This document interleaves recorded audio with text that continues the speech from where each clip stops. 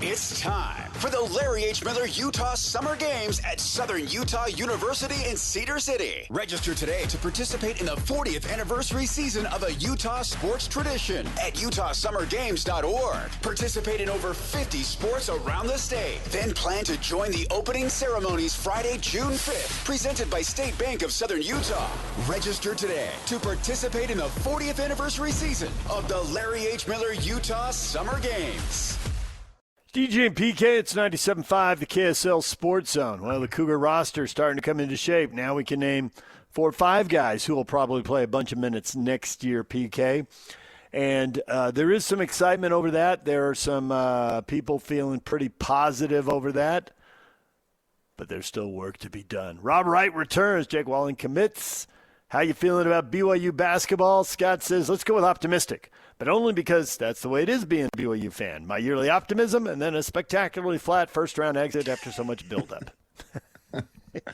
Well, if you go from point A to point B with nothing in between there, I get where you're coming from because there was a ton of hype, and obviously it turned out to be a disappointment. There was obviously factors involved, but nevertheless it turned out to be a disappointment because you're going to get the number 1 pick in the draft. And, obviously I think Sean Bradley go 2 or 3, but he hadn't played for 2 years, and it was an unusual situation with a salary cap coming in and blah, blah, blah. And he made the right decision financially to do that. And here you get all these years later, somebody of that caliber who was a one and done in the more traditional way than Sean was. And so I get that's disappointment. But going forward, I feel a lot better about the roster today than I did last week, that I did earlier in the week. And there is still work to be done. The news for the Utes isn't good. Dawes is they're saying that he's going to go to Kansas. And that's a blow to Alex Jensen. And, I mean, they already knew he was in the portal. Hard to blame the kid running out of time here and would like to win and play in front of people. And you're not getting that either right now at Utah. It's sad. Hopefully they get it. BYU has that. And then you factor in this Bruce Branch kid. And, who knows? Who knows how Branch is going to be. I'm looking at draft stuff, and this happens every year. There's kids that nobody had. The Kingston kid from Houston being as good as he was for the Cougars this season and how he's just risen up the draft boards. And then you get some kids that in the beginning of the season, they're high on the draft board and slide. So Branch is thought of pretty high. I'm not so sure about these 4 and 5 stars.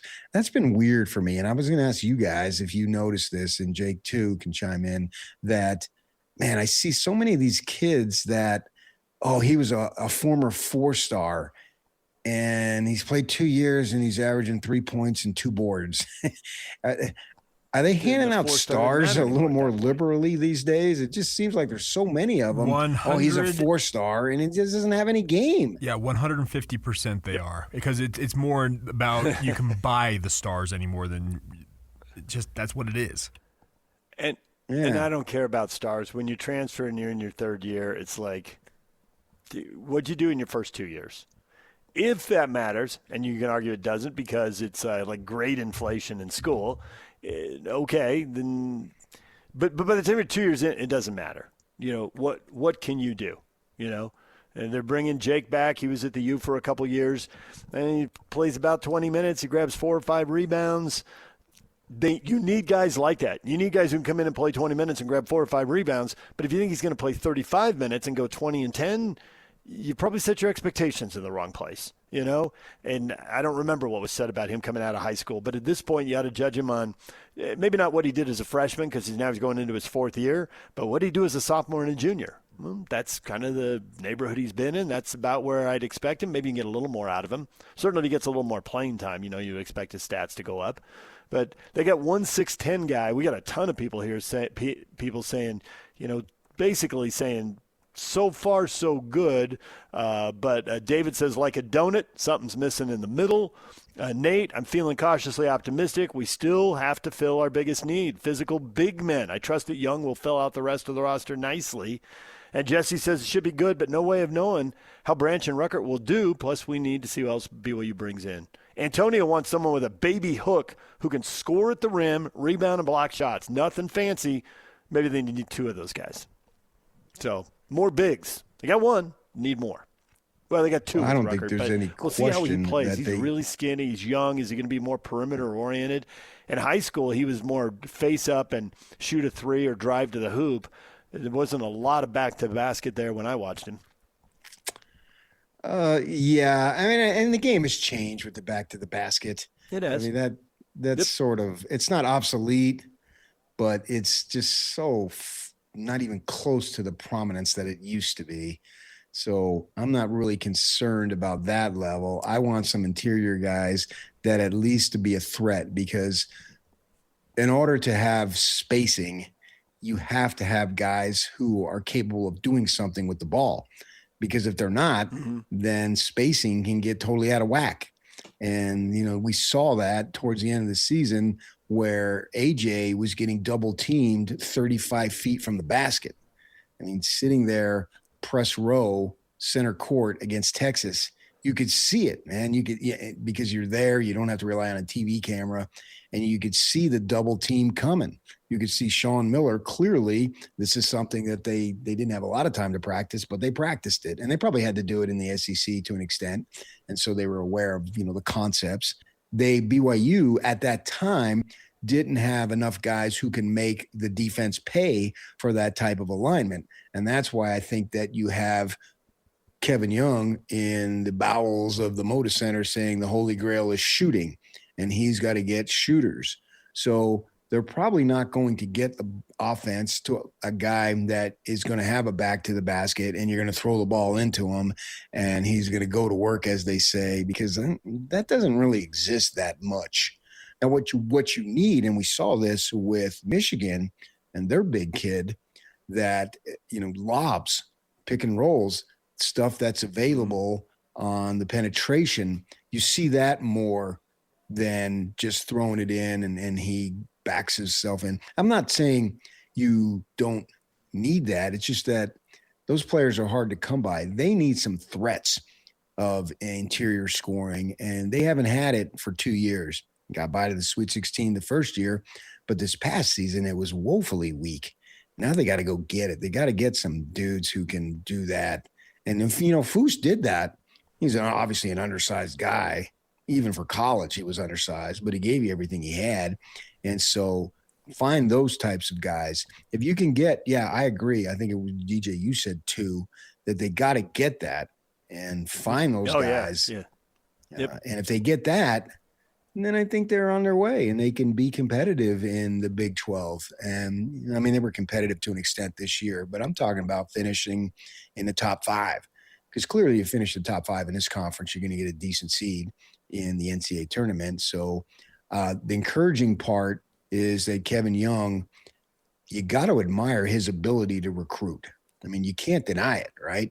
And we'll see. He'll get better as far as his ability to coach guys, but you got to have the guys in the first place. And right now, he's pretty good at selling what BYU has to offer. And I know the critics are going to howl money. Yeah, all right, you got me there. Well, you better have it. You're not getting them if you don't have it. Right. And they got it and use it, and they're in it to win it. And to me, it's not unbecoming of a church school. And it's actually, if you're going to have a basketball program, if you're going to have a women's cross country program, strive to be excellent. If you're going to have a softball program, and the list goes on, whatever sport you have, what's the point of having it if you're not going to try to win? I mean, that's sort of a lesson in life. The winners succeed, right? That's why they're winners. And so whatever it is, try to be the very best you can be. And this is what basketball costs these days. It's outrageous. I agree. It's insane. It's crazy. But that's the reality of it. So what's the point of sitting here and saying, oh, this can't be sustained? Sure, it can't, I don't think. But so what? Right now it is now. Right. Yeah. And maybe if it can't be sustained, if there's donor fatigue everywhere and everybody's price drops, well, then you can still be competitive, and maybe guys are making, $1 million instead of $3 million. At $3 million, well, that's the great crazy. thing about BYU, that donor fatigue. Right now, there's somebody in the 9th grade at Timpview who's going to be a multi-million-dollar entrepreneur. And he's going, or maybe she is going to be a big-time BYU fan. We're just getting started here, man. BYU is going to lead the charge in entrepreneurs jock sniffing and paying millions to be part of the team. Yeah. And they ought to have it. I think they ought to give those guys more stature. Entrepreneur row at the Marriott Center. Let's put those guys front and center, right? Basically what and it is. They it's each say entrepreneur row plus Danny Ainge at the end. Yeah. Okay. Yeah. Well, I'm talking about the front row. That's the second row. No. Unless they want to be, if they want to be a skosh higher, it's up to them where they want to be. If you look over on that one baseline, that's also entrepreneur row. They've got multiple areas. Wrap it around. Yeah. Wrap it around the court. Well, I think they ought to shine on them, the camera on them. And get this, they each have their own individual waiter or waitress. Not, that's your section. No, you've got your own personal one, and they attend to your every need during the game. No. You're old school. You've got to advance with the times. There's not going to be waiters and waitresses. There's going to be drones delivering food and beverages courtside.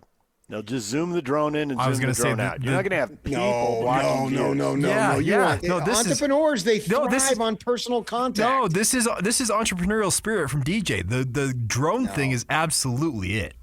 Okay, how about this? PK wants a personal contact. You've got a drone that's like carrying someone by the shoulders and flying the waiter and waitress in.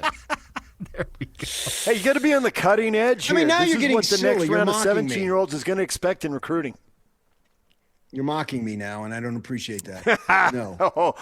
Okay. The mocking only goes one way on this show. It's almost 25 years, and at 25 years, the worm turns, my man. Haven't you learned the role here, DJ? Come on now. Let's go. It's about time. But at 25 years, mocking only goes one way. Shuffle and rotate.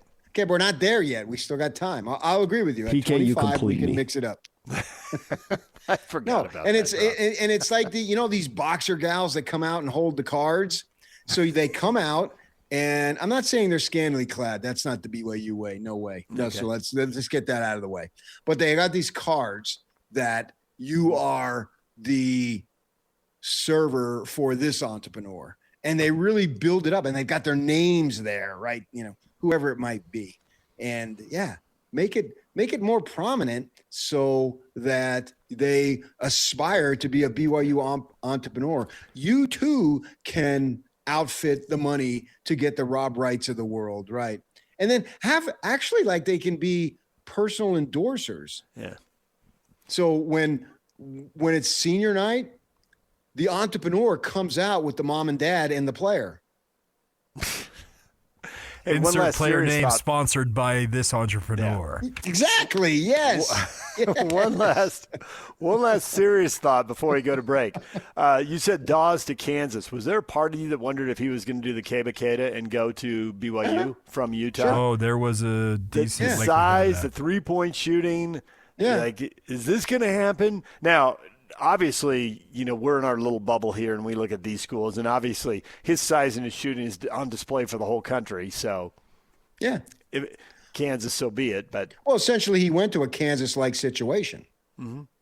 Sold out arenas, good football, good basketball program, blah, blah, blah. Yeah. So good for him if that's what he wanted. Bad for Utah, but good for him. I would have preferred he stayed in state, and I want all the locals to win. Absolutely. I'm here on the job site with Dale, who's a framing contractor. Hey, good morning. Dale traded up to Geico Commercial Auto Insurance for all his business vehicles. We're here where he needs us most. Yep, they sure are. We make it easy for him to save on all his insurance needs, all in one place, with coverage that fits his business and bottom line.